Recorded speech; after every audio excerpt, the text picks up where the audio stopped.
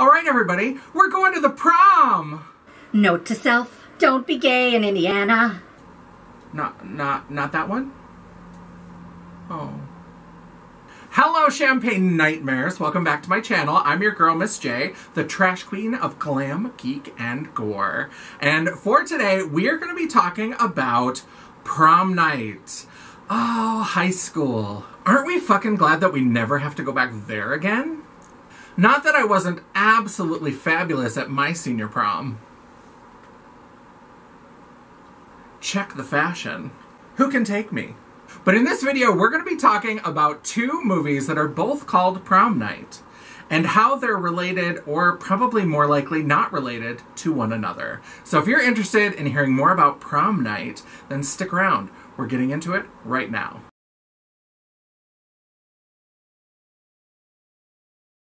Alright, so for this video, we're going to talk about Prom Night from 1980, starring Jamie Lee Curtis. She was the lead. Not that you would know from the movie, because Leslie Nielsen, who plays her father, is first billed in everything.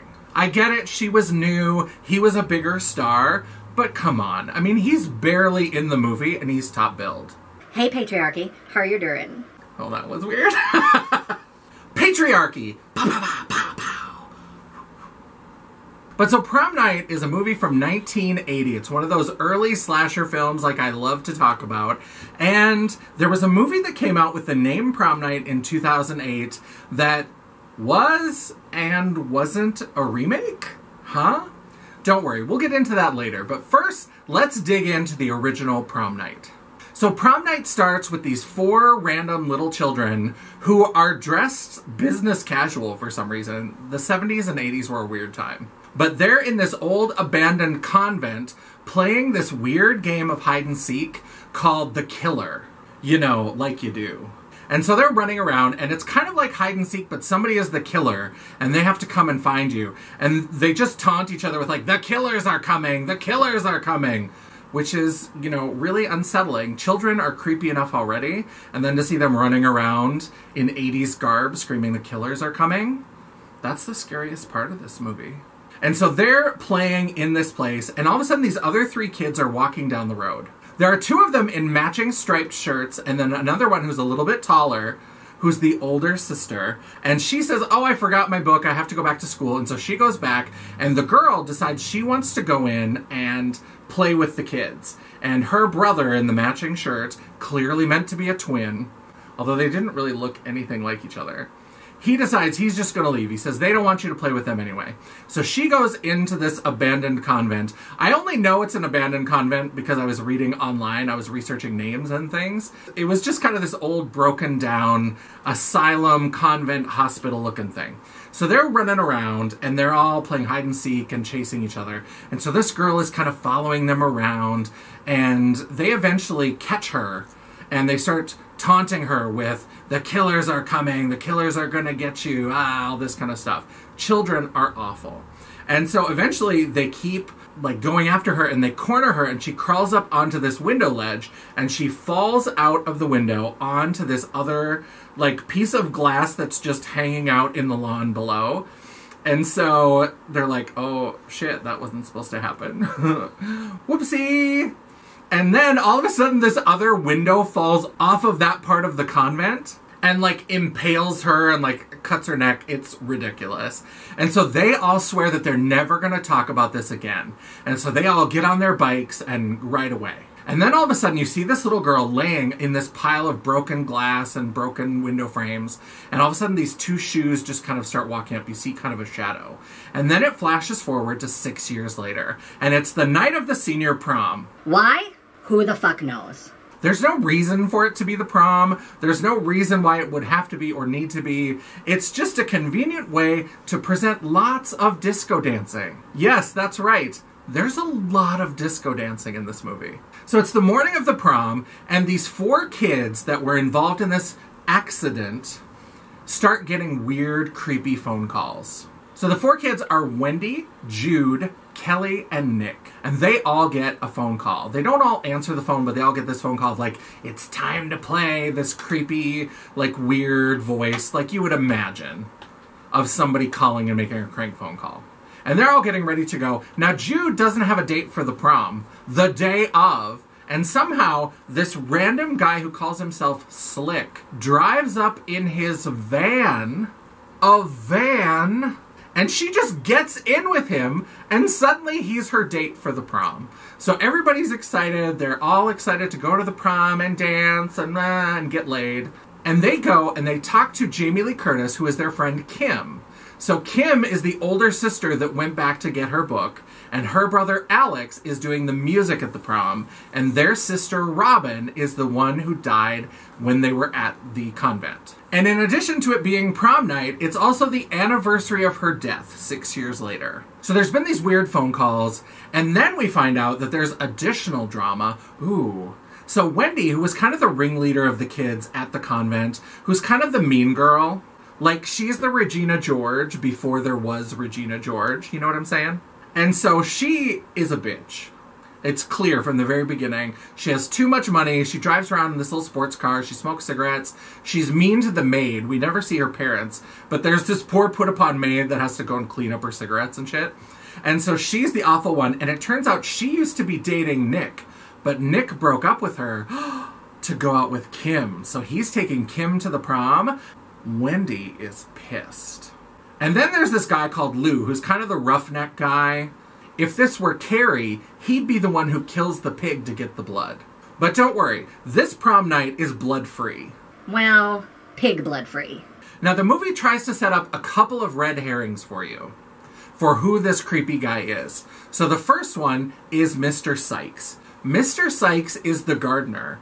And if that movie had been shot today, he actually would be kind of cute. He looked sort of like a millennial hipster. But in 1980, he was the creepy gardener who was maybe peeping at you in the showers. And so everybody says that he's a creeper, that he's watching the girls when they change, all this kind of stuff. So they're trying to set him up as a potential suspect. Then we also get this weird story that's sort of tacked on about a guy named Leonard Murch, who apparently is the person they blamed for Robin's death. So Leonard Murch was a sex offender. He was a known sex offender, and he was in the area around the time that Robin died.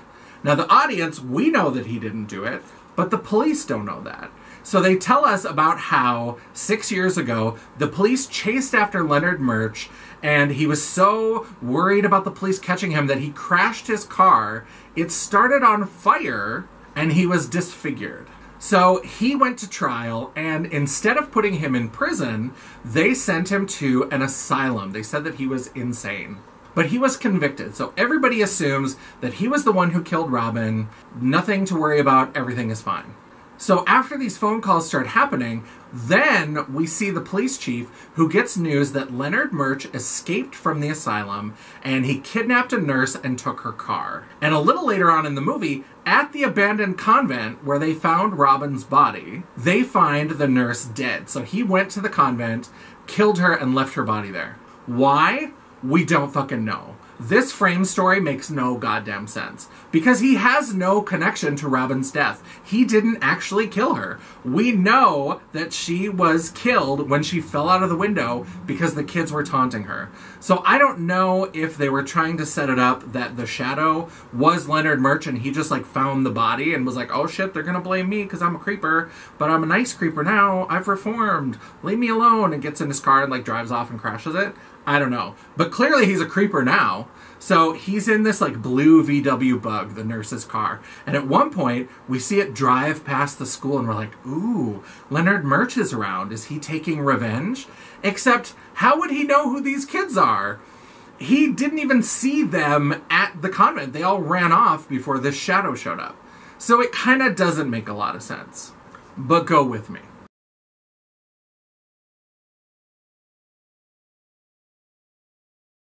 Now, as is typical with cops in 80s horror movies, the cops are the worst. Seriously, a cab. And so the police chief is like, don't tell anybody. Just don't tell anybody this happened. Like, I know there's like a dead nurse and there's maybe a psycho killer running around, but let's just not mention it to anyone. So he decides he's gonna like stake out the prom. Why? We don't know. Leonard Murch has no tie to those other children, and he has no tie to the prom. even if he did kill Robin, if that's their understanding that he killed Robin, Robin was 10 years old. So that doesn't immediately say, oh, we should stake out the prom. That tells you maybe you should stake out like daycare centers and elementary schools and shit where younger kids are. Why can I do police work better than the police officer in an 80s movie? So we're having our regular school day and nothing really creepy is happening. So Kim decides to go to the gym and just check out what the prom is going to look like. The theme is disco madness. Really? So she decides to like practice her dance and she just starts like doing this disco dance on the dance floor.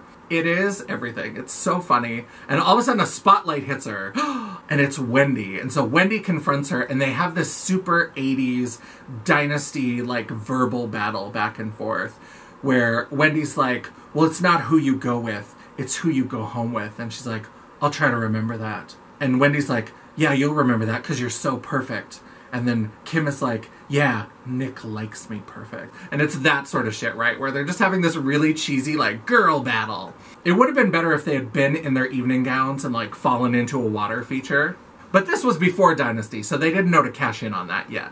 So clearly Wendy is pissed, and she enlists Lou, who is now her prom date, to cause problems. We don't know what's going to happen. We just know that it's not going to be good. So now flash forward. We're at the prom. Everybody's there. They're all dressed up. Everybody's got their dates. So Jamie Lee Curtis is disco dancing with her dad, doing this weird, like, sexy shimmy dance with her dad. The 80s were a weird time. I can't say that enough. And all of a sudden, Wendy shows up in this little sexy, low-cut, red sequined, flowy dress with her, like, trashy prom date. So Lou is wearing jeans with a white tank top and a tuxedo jacket and a bow tie. Girl, he was, like, auditioning for a bootleg Chippendales troupe. And so Jamie Lee Curtis kisses her dad on the cheek and is like, thanks for the dance. And she runs over and grabs Nick, her prom date, and says, let's show him what we can do. And then they dance to this disco song called Prom Night, obviously written for the movie. And this dance sequence is almost 4 minutes long. Yes, you heard that right. Almost 4 minutes long. Some people might say, We should think about the pacing of our horror movie. other people just say, fuck it, let's dance! And so they are doing this absolutely ridiculous dance. I don't know if they thought that this was going to be the next Saturday Night Fever or what, but they are flailing and doing this, like, chicken dance. It's phenomenal. You should YouTube that. I'll see if I can find a good copy of it, and I'll link it up here in the cards if I can, but it is phenomenal.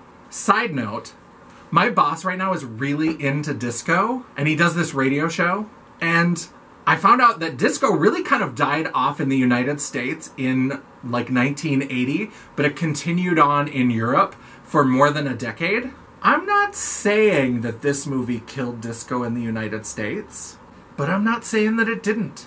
4 minutes. All right, so we've seen all the fashion, we've had sexy disco dancing, and a little bit of weird, like, pseudo-incest dancing. So we're ready to move on and see some people die. So let's start with Kelly. Kelly is in the locker room with her boyfriend, Drew, and they're making out, and his hand is traveling up her thigh, and all of a sudden she's like, Oh, I can't.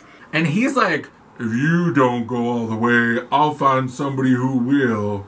and she's like, Oh, I can't. and he's like, Okay, bye. and then he goes back into the prom, and they show him just walk up to the punch bowl, and there's a girl there, and he just smiles at her, and they walk off together. And I'm like, I mean, I know he said I can get it from somebody else, but I didn't know he meant, like, tonight. This was before Tinder. So Kelly is all sad, and she's putting her tits back in her dress, the whole thing. Because, of course, it's a horror movie. We gotta have some boobs. And so she's getting dressed again, and all of a sudden the killer comes up behind her, and he slits her throat with a piece of the mirror. So I don't know why he used the piece of the mirror. I think that was just to make you believe that it's Sykes, the janitor, because he had to clean up all of the broken mirrors earlier. And they show him, like, throwing the pieces of glass into a box. So I think that's supposed to, like, incriminate him. So now we flash to outside where Jude is having sex with Slick in the van. In the van. I know that this is 1980, but didn't people know not to get in vans even in 1980? And then they decide, let's go have sex on the bluff. And they walk approximately 10 feet from the van. And that's just to establish for you that the cliff that we saw earlier, because earlier a couple of the students had gone for a walk, and you see there's kind of this cliff. They wanted to establish, oh, that's nearby. So they said, let's go have sex on the bluff. And they walk out to the bluff, and it's like 10 feet away. And then they set down the blanket, and then they hear a twig, and they're like, oh, let's go back. Let's smoke a joint in the van. So then they walk back. So they didn't need to go to the bluff for any other reason than to let you know there's a cliff here. I wonder if that'll be important later. So they go back to the van, and they're just like talking and smoking weed or whatever. Jude is kind of leaning against the back door of the van, and all of a sudden out of nowhere, the door's just open, she falls backwards, and the killer like stabs her in the neck like 8 times, while Slick is just like, ah! So then he fights with him, and he like tries to run him down, and so like the killer at one point is like hanging off of one of the doors, and he falls out, and then he gets back in, and he eventually like is hitting him and doing all this stuff, and then he jumps out just in time as Slick drives over the cliff. So all of that work to establish that the cliff was there, just so that it would make sense when Slick just out of nowhere just drives off the cliff. Suspension of disbelief, I guess. So now that Jude and Slick are dead, there is more dancing. More dancing in a 90-minute movie. There's only 90 minutes. Why is there so much disco dancing? So now Wendy is in the bathroom fixing her makeup. And somebody comes in and she's like, oh, do you have mascara? She seems to indicate that maybe she recognizes the person. And then is like, oh, I mean, do you have mascara? And then goes back. The killer is in all black and wearing a ski mask. So I don't know what happened if the killer hadn't like put on the ski mask. Why this random killer, who's holding an axe, by the way, would have mascara. It doesn't make a lot of sense. But so all of a sudden, this axe, she dodges it just in time. And then she's the one that gets the big chase scene. So this killer is like chasing her all around the school. And for whatever reason, this school like chains all of their doors closed. Maybe at the next budget meeting, we should talk about investing in locks. And so she's going all around, and she's hiding in classrooms. And then she's hiding in a car in the shop classroom. In a car just across the front seat. In a fire engine red sequin dress. As if he can't just look in the windshield and see, oh, there's that bitch in the red dress. Which is what the killer did. He just walked up to the car and was like, there's the bitch in the red dress. And he like smashes out the window with his axe. And so it's this whole long thing. And eventually she hides in this closet. And it seems like maybe the killer is going a different direction. And all of a sudden, somehow, Kelly's body went from way down in the changing room, like 3 floors down, is all of a sudden in this closet. And she screams and runs out into the hallway. And that's when the killer gets her with an axe. So now, 3 out of the 4 of the kids are dead. So this is clearly about what happened that day.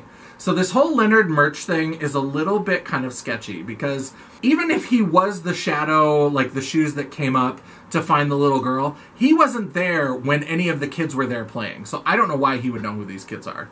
But now that Kelly is dead, wrong one.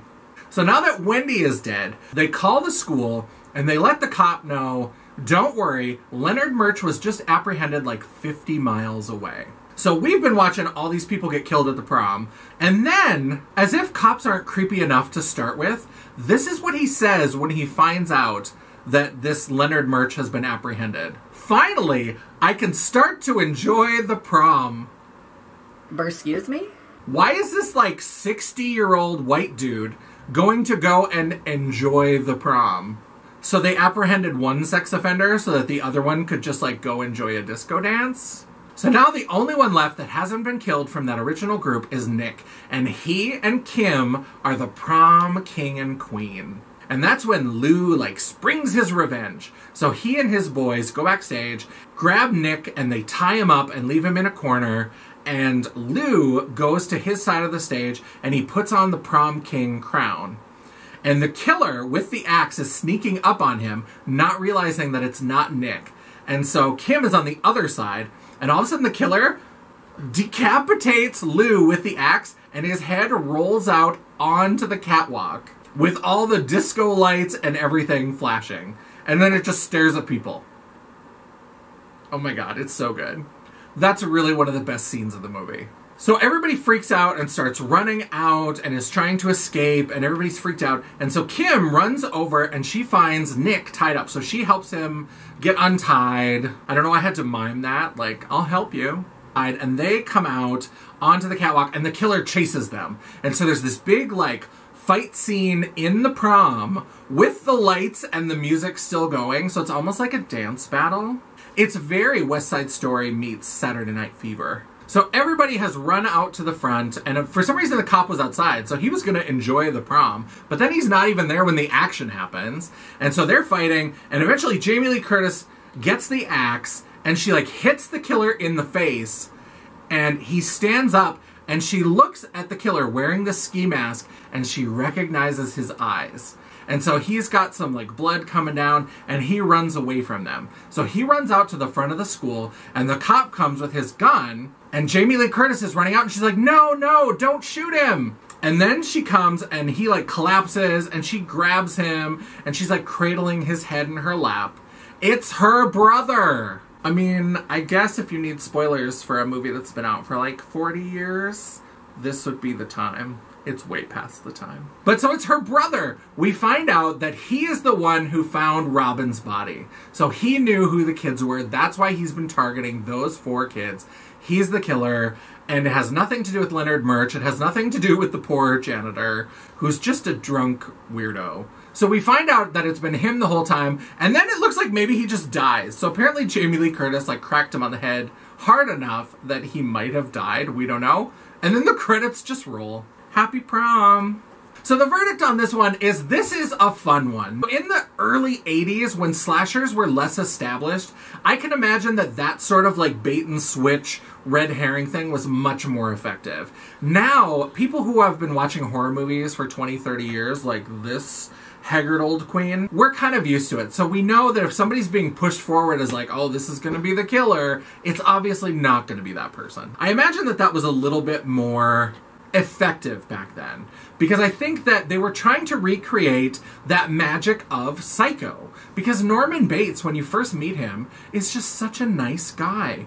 He's a little bit awkward, but he's very sweet, and he seems to have this nice kind of rapport with Marion. And so I think that because all of these slashers grow out of that tradition of Psycho, they're trying to recreate that sense of unease where it seems like it's obviously going to be this person, and then they all of a sudden switch somebody in at the end. So I think they were trying to do that. Whether or not it's effective, I think nowadays, like I said, if you watch a lot of horror movies, I think you're going to kind of see through those plot points pretty easily. Now, Leonard Murch, having him come back and leave the nurse at the old convent and having him drive past the school, that does lend a little bit of credibility. As long as you're not thinking about the fact that why would he know who these kids are? At one point, the killer is like tearing pictures out of a yearbook. And so that seems like something that wouldn't really be an option for him. Why does this random person who's been locked up in an asylum for 6 years have a yearbook? Very good question. But I think it's fun. The kills are fun. They're very well done. It's a little bit cheesy. The only thing that's just odd is get ready for all the disco dancing. There is way too much disco in this movie. It makes no sense.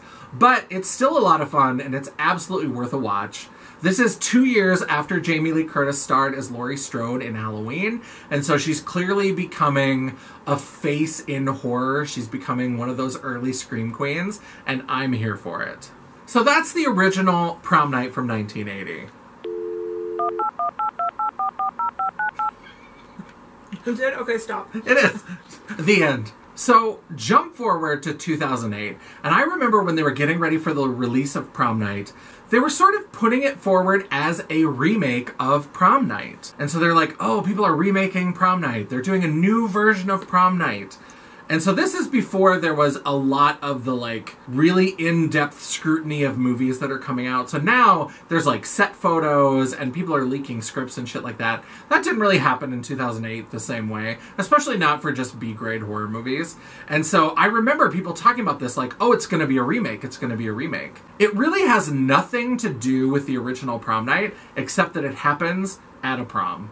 That's it. So the story of this Prom Night is that there's a girl, Brittany Snow. It's got some big names, and I think some of them it was before they were really kind of bigger names, so they were just getting their start, like a lot of people do. Looking at you, Kevin Bacon.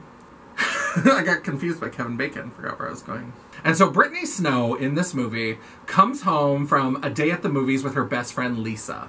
And she goes inside, and everything is kind of quiet, and the TV is on, but her dad isn't really there, and she's like, Dad? Dad? Dad? And then it pans down, and he's, like, dead next to the couch. You think he's dead. We'll talk about that in a second. And so then she goes upstairs, and she goes into her room, and trips over her little brother's baseball bat. And she's like, oh, I'm so mad. And she goes into his room, and he's, like, laying face down on the bed. And she's like, why did you leave this in my room? God. And she, like, pokes him with it, and he, like, turns over. And I think you're supposed to know that he's dead and that he's been stabbed, because there's little, like, red patches on his shirt. But this movie has almost no blood. And so all of a sudden she, like, shrieks a little bit, and then she hears some commotion down the hall. There's this guy who's yelling, and he's like, where is she? Where is she? And her mom is screaming. It's like, she's not here. She's not here. So Brittany Snow hides underneath the bed, her brother's bed. So all of a sudden her mom, like, runs into the little brother's room and, like, tries to shut the door and lock it or whatever. And this guy, like, forces his way in, and he throws her down to the floor. So Brittany Snow is staring at her mom, and he's like, where is she? And she's like, she's not here. She's away, blah, blah, blah. And he's like, we're going to be together forever. And then he stabs her mom while she watches, which should be kind of creepy. But again, there's almost no blood in this movie. And so you find out that he was a teacher who was obsessed with her, and he killed her family so that they could be together. So now we're going to flash forward 3 years to the prom. But before we get to that, let's talk about why there's no blood in any of these scenes. This movie was one of those movies from that early 2000s, that first decade of the 2000s, where they did a lot of horror and a lot of remakes, but this one was PG-13. They were clearly trying to make it more accessible to more people, get younger people who are interested in horror into the movie to see it, but it just is awful. It leads to the movie being so cheap and awful that it just takes away any scare that there could be. There's no gore. Even earlier slasher films where a lot of it was suggested, you would still get those moments where you would see a flash of, like, an axe in the head, or, you know, somebody's throat would get slit and you would see the blood. There's almost no blood in this movie. And so he's running around with just a knife, like a hunting knife, and he's stabbing people and cutting their throats, and there's no blood. Welcome to Anatomy 101. I'm Professor Crossdresser. Do you know why in horror movies and Game of Thrones and sometimes in, like, the world and real life and war and things like that, why people slit people's throats to execute them? Because it makes you lose a lot of blood very quickly and you die very quickly. There are major arteries that run through your neck that when you cut them, it's very difficult for that person to survive. It's very rare for somebody to get their throat slit and survive. So the fact that they're trying to go for a PG-13 rating, but he's cutting all of these throats and there's just no blood, makes the entire movie look ridiculous. And so I'm not even gonna go super into the plot, because the plot is just him, like, skulking around this hotel, and he gets a room on the same floor that they're on, and, like, slowly stalks and murders her friends, basically, is the whole thing. It's just really terrible and uneventful, but I'll give you some of the highlights. Because the first person to die of the group of friends is Claire, and she's gone upstairs to get some Midol, because her boyfriend is causing an argument, and she's got cramps, and she's mad. And so she goes upstairs, and he comes out of the bathroom and stabs her like 8 times. So you see him kind of, like, moving his arm, and it's clear that he stabs her multiple times. So later on, they show him in the bathroom looking at her camera, because she has this camera where she's been taking pictures of all of them at prom and like them kissing and riding in the limo and all this kind of stuff. It's a digital camera. Before cell phones were cameras. And they show her body right next to him, and all they've done is like draw the outline of where a knife wound would be in a little bit of like maybe red paint or something. But there's no blood spill. Her dress isn't like stained red. There's no blood on the floor. And he didn't stab her in the bathroom. He stabbed her in the bedroom. There is no blood anywhere in the bedroom. So there's no blood anywhere. And that just continues through the rest of the movie. Her other friend, Lisa, is trying to get away from him, and she ends up in this part of the hotel that's under construction. And when he kills her, he comes up behind, and this, like, one of those transparent tarps that they have at construction sites is, like, in front of the camera. And you see him, like, clearly do a motion that he's pulling the knife across her throat, and you see fake blood hit the tarp or whatever. Later on, they pan down and they show her body, and they didn't even bother to put like a prosthetic on her neck.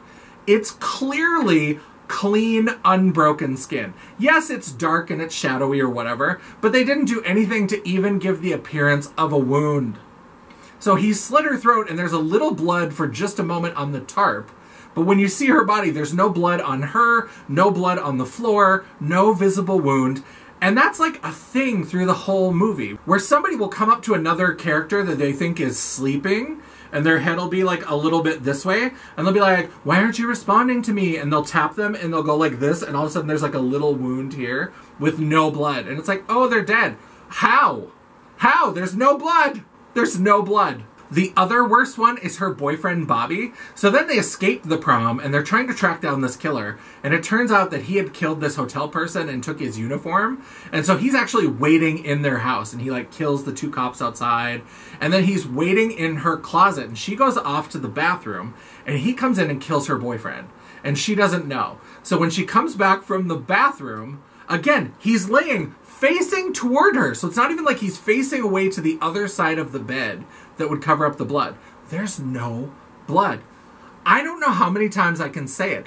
I feel like I'm having a stroke, but there's no goddamn blood. And so she's just like, why are you sleeping? And then she pushes him, and his throat is cut with no blood. That bed should be soaked.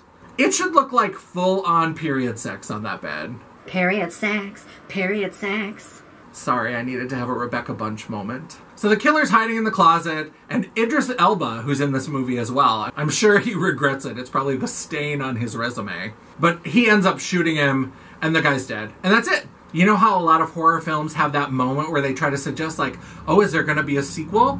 I think even they knew this is such a shit movie. If we tried to make a sequel, we should be run out of town. So they're just like, nope, dead. Bye. And then the credits just roll. Because they were like, let's not even put in anything that could suggest a sequel, because this piece of trash should die where it stands. It's so bad. So obviously the verdict, don't watch this movie. It is so bad. There's no blood. There's no blood. I feel like I've maybe repeated that a lot, but I just can't get over it. I mean, why make him use a knife? Because if you wanted to go for this PG-13 rating, there are many ways that he could kill people at the prom that wouldn't require blood. All these girls with their little shawls, it was the early 2000s, so like everybody had a little like shawl with their dress. Strangle them with their shawls, or like break their neck, or do something.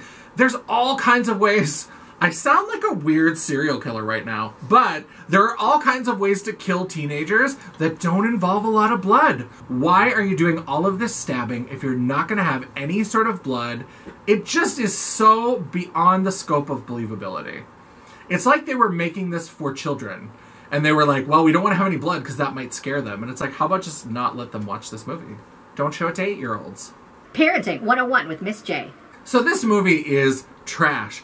And the only reason that anyone went to see it, the reason I went to see it, and I'm sure a lot of people, is because we thought it was going to be a remake of Prom Night.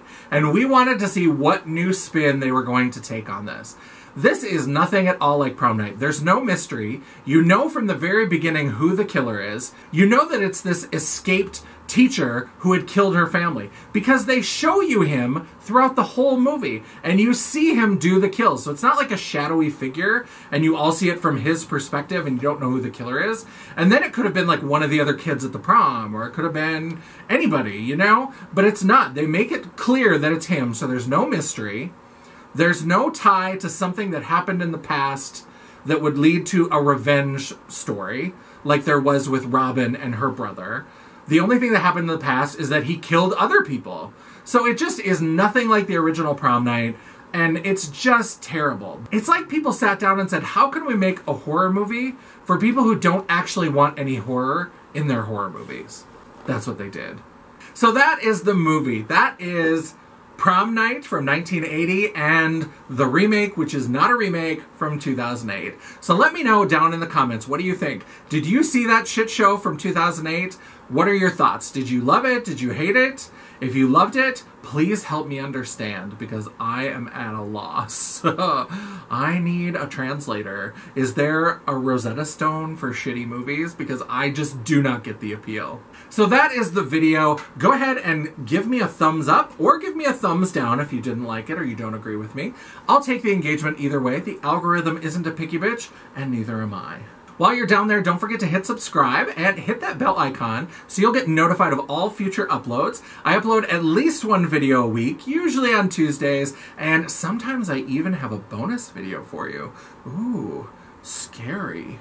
Except not scary in this case. If you'd like to chat, banter, or commiserate, all of my social media will be linked down in the description box, including a link to my website, The World of Champagne at JanessaJ.com. Thank you so much for watching. I really love and appreciate you. I didn't love that movie. Hopefully you don't watch it and waste your time, but let me know if you did. I'd love to talk about it. Let's talk about more horror. Let me know what you want to hear, and until I see you again, my little spookies, bye. That got weird, but that's fine. Nobody watches till the end anyway.